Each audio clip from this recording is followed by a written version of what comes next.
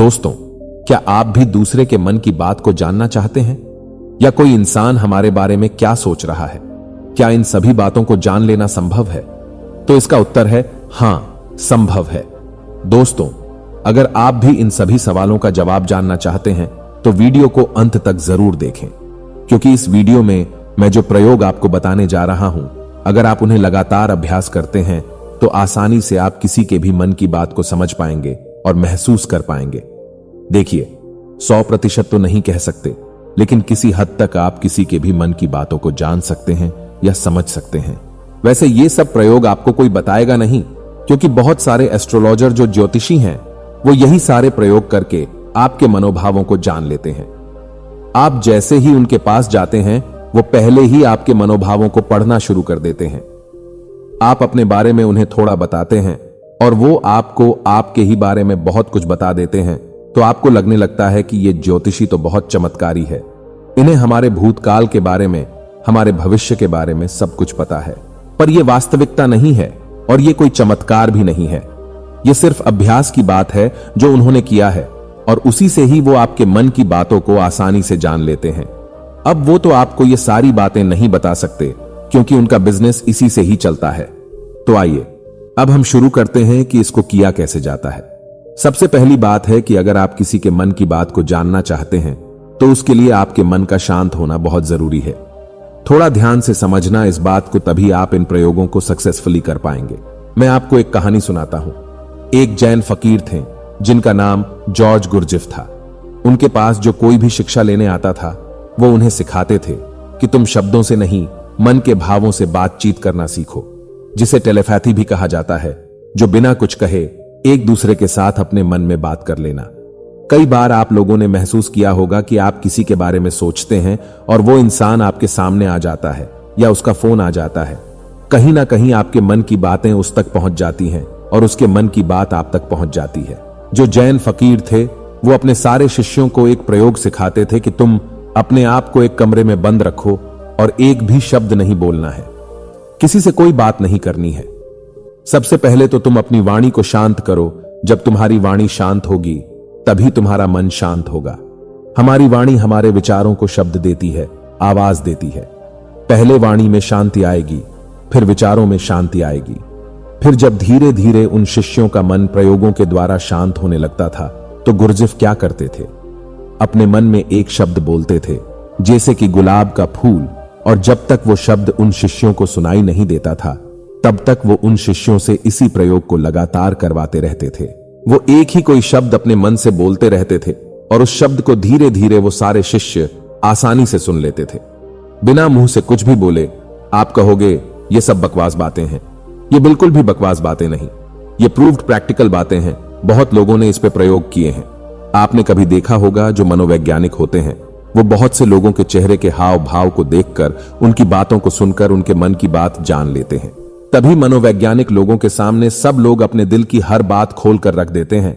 उन्हें लगता है कि इन्हें हमारे बारे में सब कुछ समझ में आता है। ये तो हमारे मन की बातें पढ़ लेते हैं। जो लोग मनोवैज्ञानिकों के पास जाते हैं उन्हें लगता है कि इस मनोवैज्ञानिक के पास तो कोई चमत्कारी शक्ति है। सच कहूं, उनके पास कोई चमत्कारी शक्ति नहीं। उन्होंने बस अपने विचारों को शांत करके, खुद के विचारों में ठहराव ला करके उन्होंने अपने भावों को, अपनी ऊर्जा को आपसे कनेक्ट कर लिया है। इसलिए जो भी आपके हाव भाव हैं उसकी ऊर्जा को वो मनोवैज्ञानिक महसूस कर पाता है। सीधा सरल सा सूत्र है कि जब तक आप बोलते रहते हैं सामने वाले सुनते रहते हैं। आप बोलना बंद करते हैं तभी सामने वाला जो बोल रहा है वो आप सुन पाते हैं। यदि आप दोनों ही लगातार बोलते रहेंगे तो किसी को कुछ समझ में नहीं आएगा। ठीक इसी तरह यदि आपका मन चुप है तभी आप किसी दूसरे का मन सुन सकते हैं। मन के चुप होने का मतलब है कि आप विचार और कल्पनाओं से बाहर निकलकर पूर्णतः शांत हो जाए। इसे ही चित्त का शांत होना कहते हैं। कहते हैं लोगों के मन में तो दुनिया भर का शोर मचा हुआ है, वह आपको कैसे नहीं सुनाई देगा। लेकिन इसके लिए आपको एक बात बता दूं, जिन लोगों का मन बहुत चंचल रहता है, बहुत दौड़ता रहता है, ऐसे लोग अपने ही मन की बातों को ठीक से नहीं समझ पाते तो किसी और की मन की बात को क्या समझ पाएंगे। मैंने एक कहानी सुनी। एक फकीर थे, वो अपने एक शिष्य के साथ रोज सुबह में वॉक करने जाते थे। एक दिन जो उनका शिष्य था उसने अपने मित्र को भी साथ लेकर आया। तो मॉर्निंग वॉक के टाइम पे उनका शिष्य और उसका मित्र भी साथ साथ चलने लगा। वो काफी देर तक ऐसे ही पैदल चलते रहे किसी ने कोई आवाज नहीं की। जो उनके शिष्य का मित्र था वह बड़ा हैरान हो रहा था कि ये लोग कुछ बोलते क्यों नहीं, इतनी देर से चुप क्यों है। उसने सोचा मैं ही बात शुरू करता हूं, और काफी समय गुजरने के बाद उसने सिर्फ इतना कहा कि कितनी अच्छी सुबह है, कितना अच्छा मौसम है। आज जब उस शिष्य के मित्र ने यह बात कही तो फकीर ने कहा कि कल से तुम अपने मित्र को मेरे पास बिल्कुल लेकर मत आना, क्योंकि यह बहुत शोर मचाता है। वो शिष्य बड़ा हैरान हो गया कि इसने तो सिर्फ इतना कहा कि कितनी अच्छी सुबह, मौसम कितना अच्छा है, इसमें ऐसा कौन सा शोर मचा दिया। तो फकीर ने अपने शिष्य से कहा कि मेरा मन पूर्णतः शांत हो गया है, अब जरा सी भी आवाज मुझे मालूम होती है। सुबह अच्छी है तो है, मौसम अच्छा है तो है, मैं भी देख रहा था कि मौसम अच्छा है, तुम भी देख रहे थे, तो इस बात को व्यर्थ में बताने का मतलब ही क्या हुआ। मेरे मन में ऐसी शांति भर गई है, ये व्यर्थ की बातें मुझे अब बिल्कुल अच्छी नहीं लगती, क्योंकि मैं बिना बोले ही सब कुछ सुन सकता हूं और बिना कहे सब कुछ कह सकता हूं। तो मैं शब्दों को बोलकर और सुनकर अपनी उस शक्ति को वेस्ट क्यों करूं। जब मैं बिना बोले सुन सकता हूं, बिना कहे भी कह सकता हूं, तो मुझे शब्दों की जरूरत ही नहीं है। अगर आप भी चाहते हैं कि आप दूसरे लोगों के मन की बात जान सके तो उसके लिए आप एक प्रयोग करें। सबसे पहले आप दिन में कुछ समय निश्चित करें। इस समय से इस समय तक आप कुछ नहीं बोलेंगे, और उस समय पे आप एक आसन में बैठना सीखिए और अपने मन में गहराई से झांक कर देखिए कि वहां क्या चल रहा है।